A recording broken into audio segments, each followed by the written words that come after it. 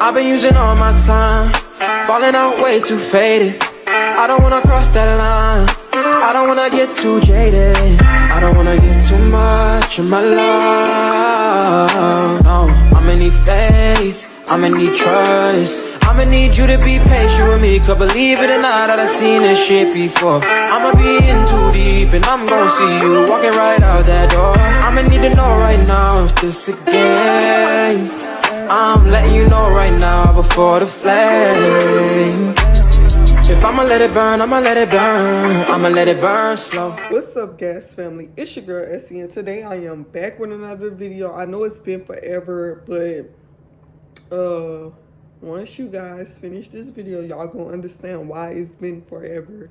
After this video drop, we are planning on being more consistent with YouTube. So with that being said, make sure you like, comment, subscribe. Stay tuned for more lit videos on the road to 5K. Hit that bell so you can be notified when we post and upload.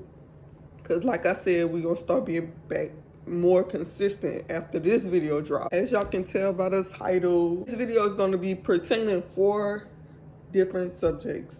Kind of the same subjects, but a little different. The first thing is going to be our labor and delivery. The second thing is going to be postpartum depression, or the effects after birth, after giving birth.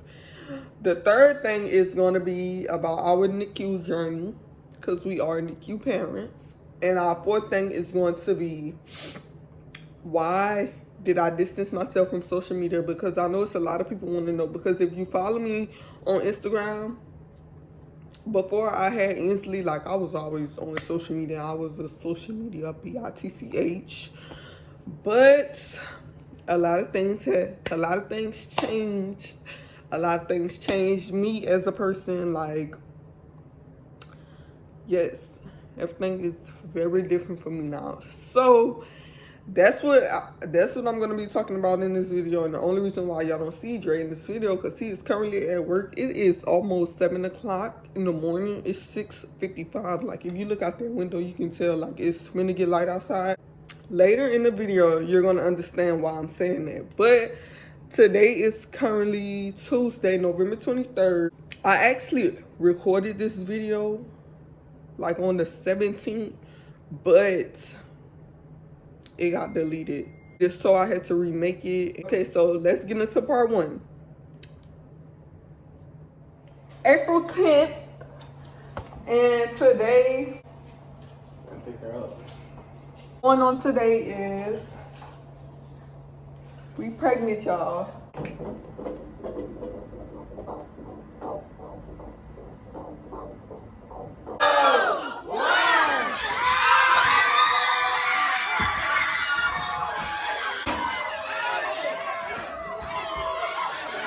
Her full name is Inslee Jamila Damani.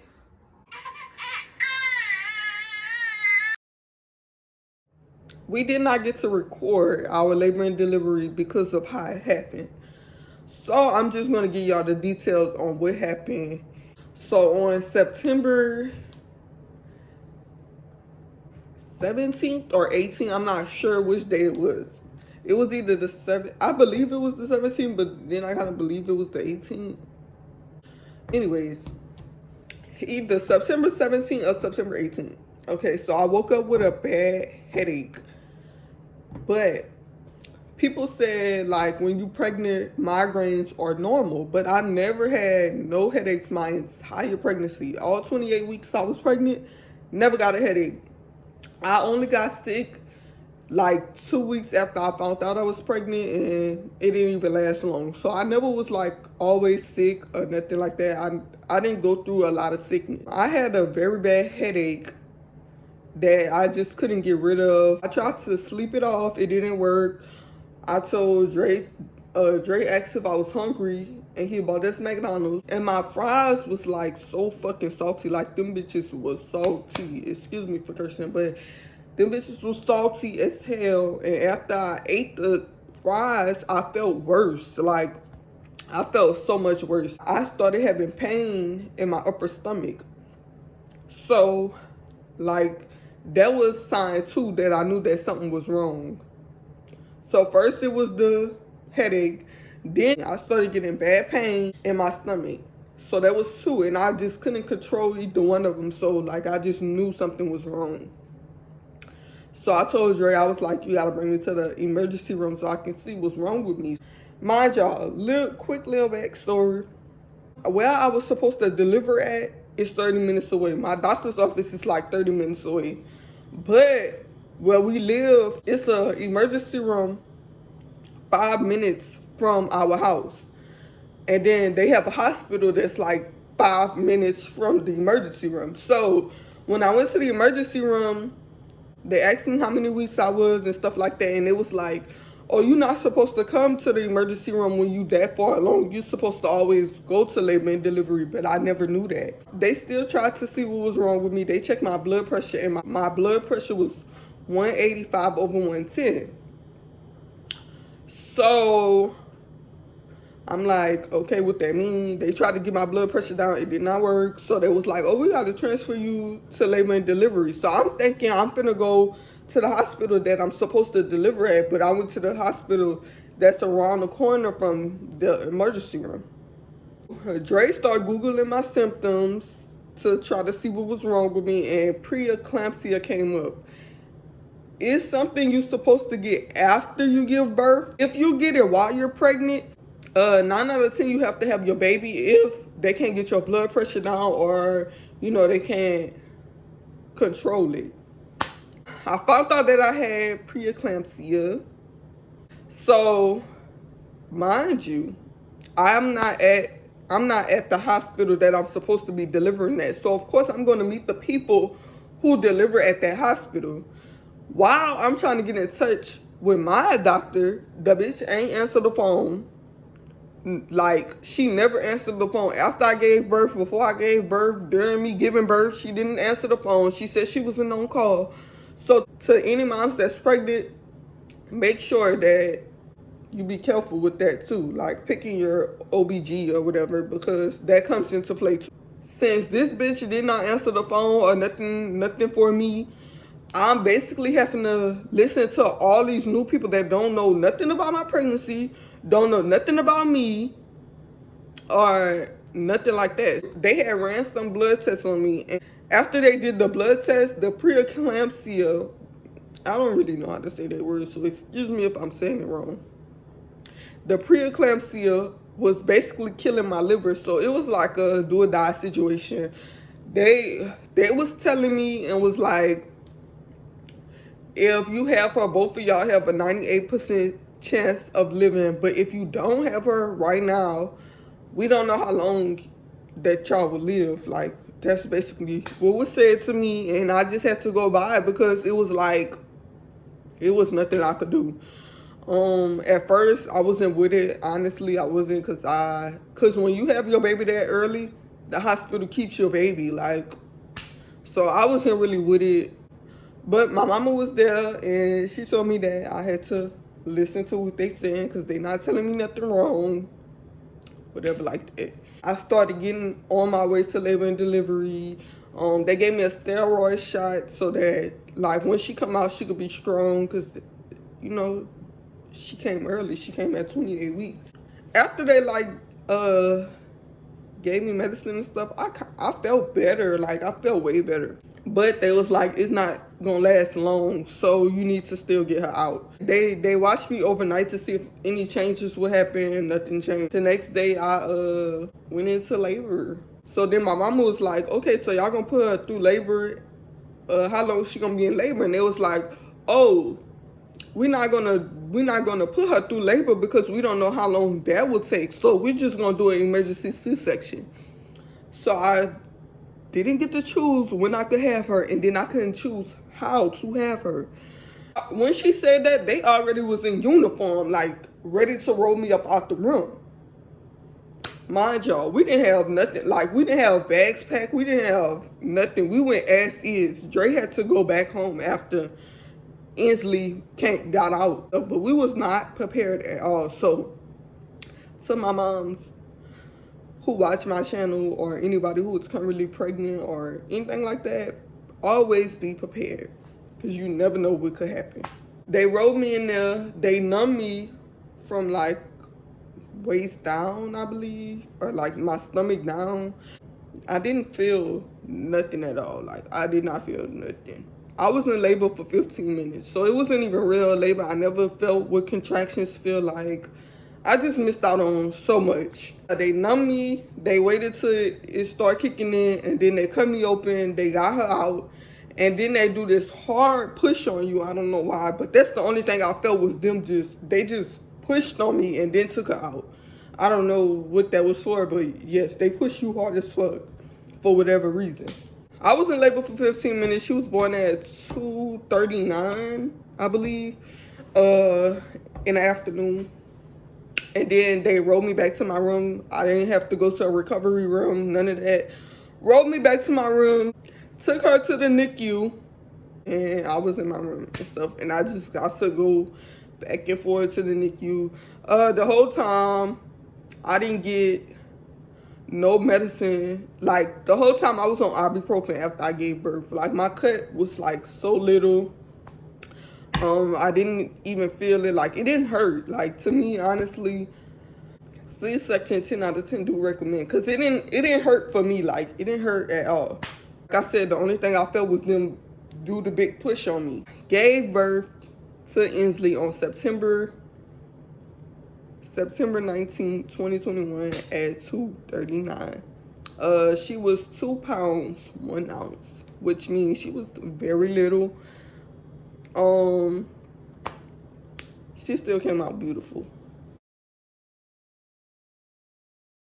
My due date was December 12th, and y'all know today is November 23rd, so my due date have not even came up yet that I'm starting this video. I know y'all want to know where Inslee is. She is currently still in the NICU. It currently has been 2 months and 4 days, I think. 2 months or 3 days, 3 or 4 days. I'm gonna give y'all the number of days when I explain the NICU journey. So that's gonna be in another part. And I think that was it. Let's get into the next part. Okay, part 2. This is about postpartum depression or after birth. My advice to anyone who wants to have babies, who is having a baby, or, you know, thinking about it, planning it, whatever the case may be, you have to be mentally prepared for this. This is not something that worked like magic. Like, it's not like, some people, pregnancies might go all good and might seem like it's all peaches and creams, but 10 out of 10 people don't show y'all what actually happens after their pregnancy, during their pregnancy. Some people do. Like, some people are bold enough to show y'all what they actually go through, but a lot of people get on social media and present it as something it's not, if that makes sense. So, one, when you get pregnant and you go through them 9 months, it changes you mentally, it changes you physically, it changes you emotionally, and it changes you financially, which is, it don't matter to, financially don't matter to some people. Like, that don't matter to me, but I want y'all to know it changes you financially too. If being pregnant changes you, so you have to know that. Changes you during your pregnancy, like, you feel all of that during and after. So I would have to tell people to be mentally prepared for this, because it's like, when you have a baby, it's definitely possible to love someone more than yourself, because it's like both of y'all have one foot in the grave and one foot out. Like people say, it's very much true. Because people don't talk about what can happen, or, you know, what has happened. A lot of people have been through multiple pregnancies because something has happened in the past. It's a lot. It's not magic. Like, it's not get pregnant, poof, baby. It's not that. You're going to go through some stuff. So, yes, I would have to tell y'all to be mentally prepared for this. Another thing is, for my moms, it is very hard I would say I didn't get to experience doing this by myself because, of course, I'm in a whole relationship with someone who really cares about me and my feelings and always make sure I'm straight. So I don't know how it would be if I had to do it by myself, but honestly, I don't think I would have been able to handle it. So I would have to tell y'all to like just stay strong. Like if you're doing it by yourself, just stay strong. Cause it's a lot. Like it's a lot. Sometimes you do get depressed about a lot of stuff. Me, I mainly got depressed about Inslee being in the NICU. She not at home, sleeping with me every night. Yes, I can see her when I want. Yes, I can. I could stay. We could have stayed up there if we want to, but this is the thing. You don't want to like one sitting up there watching her all day make the days go by longer. It's not really healthy because all you're gonna do is sit there and think about all the bad stuff. Like you could think about how she's like how the baby's doing good and stuff, but it's really not healthy, if that makes sense. After birth, the only thing that hurted me was my boobs.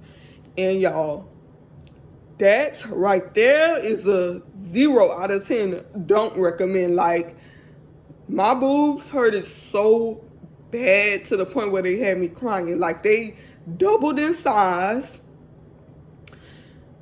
They doubled in size. They was hard as rocks. Like y'all, it was so bad. So if your boobs hurt after birth, if you watching this, it's because you need to get the milk out of your boobs. That's what's gonna help. So that was the only thing that really hurted me. Just know you have to be mentally prepared to have a baby. Depression will sneak up on you, so be mindful of that. And always make sure you got somebody there to talk to.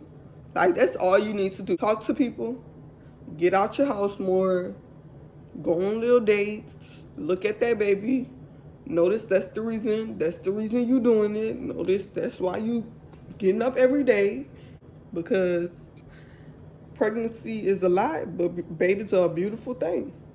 Because for Inslee, I would do it all over again for her. And that's on period. Like, no questions asked. I'll do it all over again to have her again. Like, that's my world. That's my girl. Period.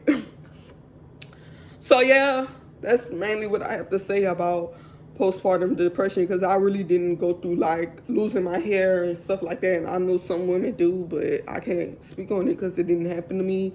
I can only speak on what happened to me and what I experienced. So, yeah. On to part 3. Part 3. Our NICU journey, which was not amazing. So, I told y'all Inslee was in the NICU. I did not tell y'all how many days. I'm about to count right now so y'all can know how many days she been in the NICU. I don't count her birthday, the day, like a day, because technically she wasn't in there all day. But anyways, she was in there the whole October. So that's 31 days. 32, 33, 34, 65. She been in the NICU for 65 days. That's how long she been in the NICU. A long 65 days. It actually didn't feel that long. She is currently 2 months old now.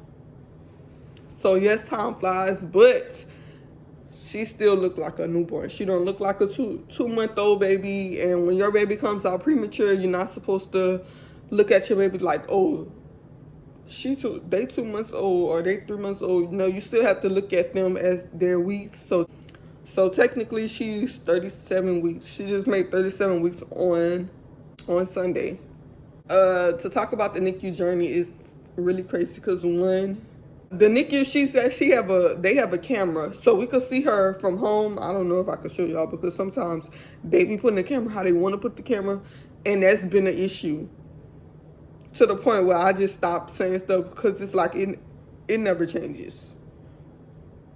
Oh, see, it says they caring for your baby, so she's not on there. So they would have like little messages like this and stuff like that. It's a lot of things that comes with the NICU. It's stuff like the camera, issues with the camera. It's stuff like them not updating you about your baby. Like some stuff they don't think is important that would be important to you, they won't tell you about. Like even though you know like it's important to you to know, they wouldn't do stuff like that because it's not a big of a deal to them or stuff like that. So when it comes to your baby being in the NICU, you have like minor problems like those. You have the problem of going there, leaving there, and like leaving out empty handed, like dang, my baby's not coming home with me. You have to deal with that. As a NICU parent, I would not tell you that it's easy. I would not tell you that it would get better. Yes, the ending results you would love, but actually going through that, going in there every day, it's not so amazing.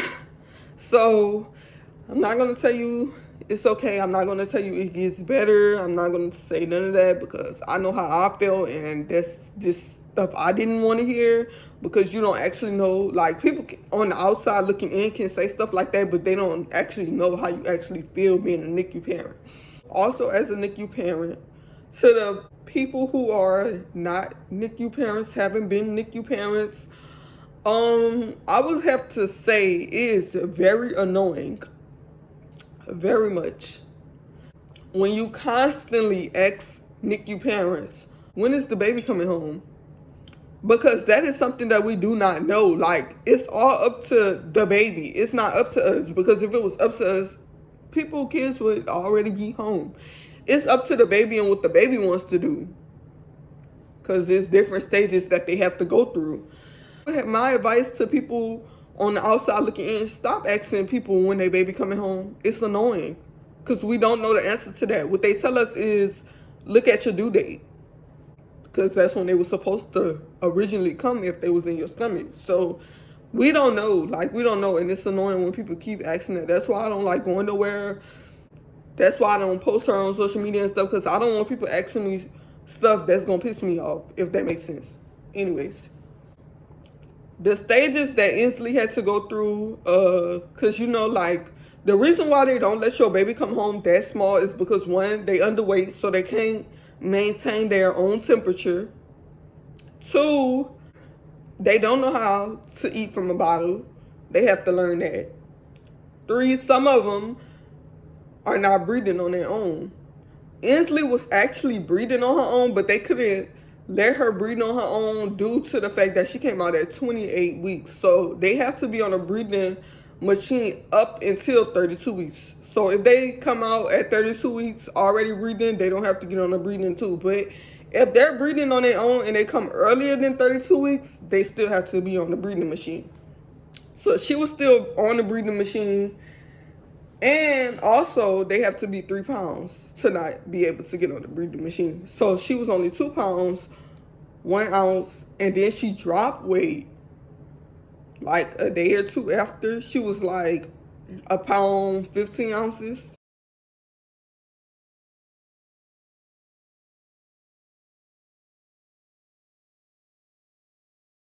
So we had to wait till she got to 3 pounds in 32 weeks for her to come out the breathing machine, which she did.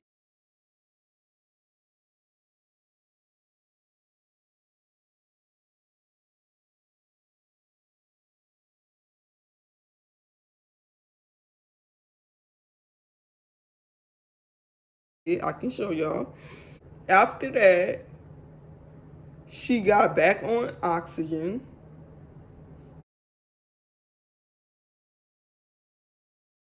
Look at she's smiling. I know how to do it. I'll show you I know how to do it. Yeah, look at she's smiling. Yeah. Gigi, I told her I know how to do it. Yeah. Yeah, I know how to do it. And the reason why is because Inslee, like I told y'all, they don't know how to eat from a bottle. So it's a tube that go through their nose into their stomach. But Inslee reflexes a lot to where she can make the milk come out her nose, which makes her nose very stuffy. So they put her on oxygen, which really wasn't oxygen. It was a whiff that was just like blowing in her nose because she always was so stuffy. So the last step she is on is bottle feeding. She finished 3 bottles before we got there, so doing good on that. Now you're breathing heavy. We're gonna take a break. Catch your breath.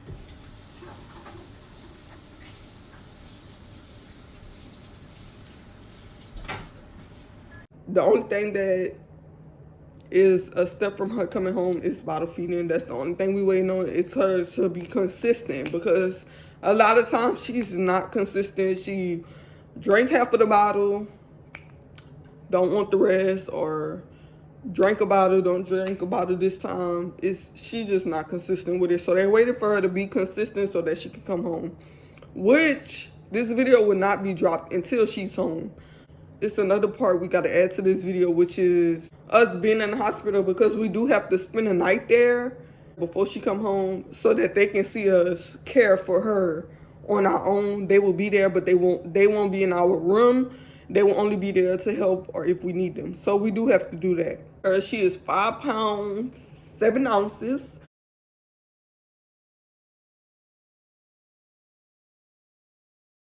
So she went from this to this. Yes, because one thing about her, she gonna eat. NICU mom, don't let nobody tell you different. You strong, your baby is strong. Keep pushing. We about to get into us at the hospital, our overnight stay, and how things went. So that's what y'all gonna see us doing. So we gonna hit y'all back when we on our way to that. She got milk. She have milk on her. Say hey.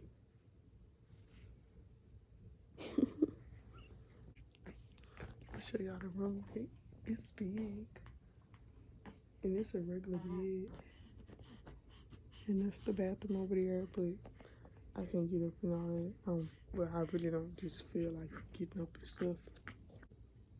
She's trying to see who I'm talking to. No turning back now. All right, here's you write your place information, the things that were her books. Here's her What's neck up, powder. girl? I'm gonna What's put up? this in her drawer. Okay. And then What's up? I'll let you tell Dad where everything is, okay? Okay. All right. So you guys, if you want food, Yeah, y'all. What's up? And they go easily. Ooh, your hair's cold. I know. I'm not gonna lie, y'all. I'm not gonna record the whole time. I'm gonna just get little clips.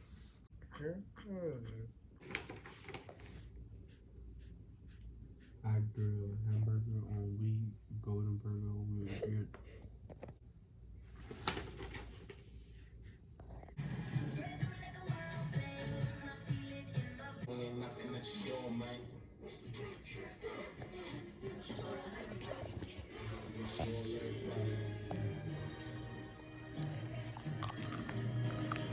Where's my personal reserve of moose juice? And goose juice?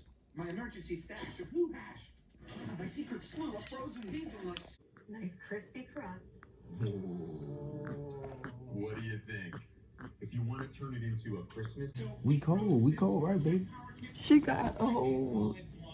On my legs. I'm cold. Alright, see, look, you just made me have to stop. Okay.